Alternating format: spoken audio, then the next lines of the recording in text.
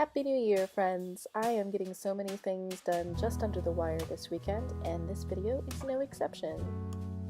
For this piece, I'm starting by sketching a stylized wing shape with a Stabilo Marksall pencil, and this is on Fabriano Artistico 100% cotton paper.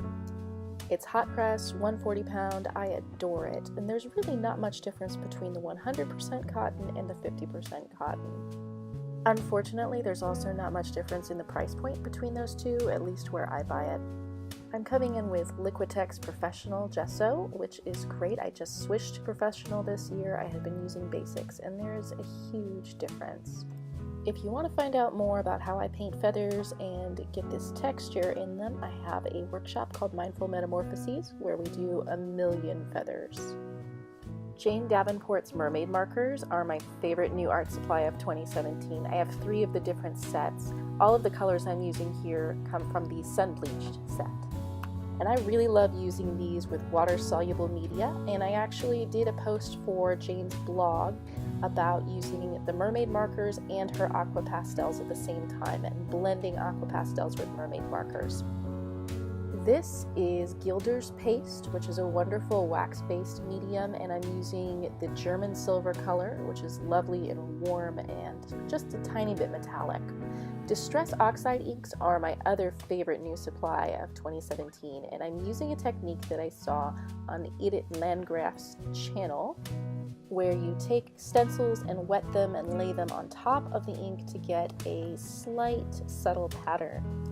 2017 was the year of watercolor for me. I refined my palette, I bought some new palettes, and here I'm using Daniel Smith Amazonite Genuine, Qor Indanthrone Blue, Daniel Smith Shadow Violet, Schmincke Perylene Violet, and Qor Quinacridone Burnt Orange.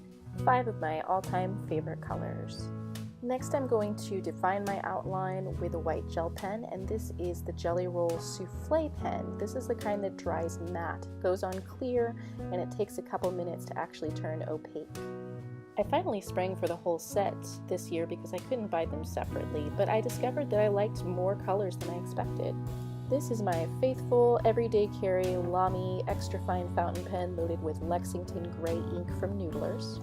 And now I'm going to bring in just a couple strokes of regular craft acrylic paint. This is the premium chalky version. And now it's time for a little bit of collage. I discovered Mod Podge Ultra Matte Chalky Medium this year as well, and it has been fantastic. I love the texture. I made another video about using it to turn glossy photos matte. I had a ton of fun making this piece. Thanks so much for watching, and Happy New Year!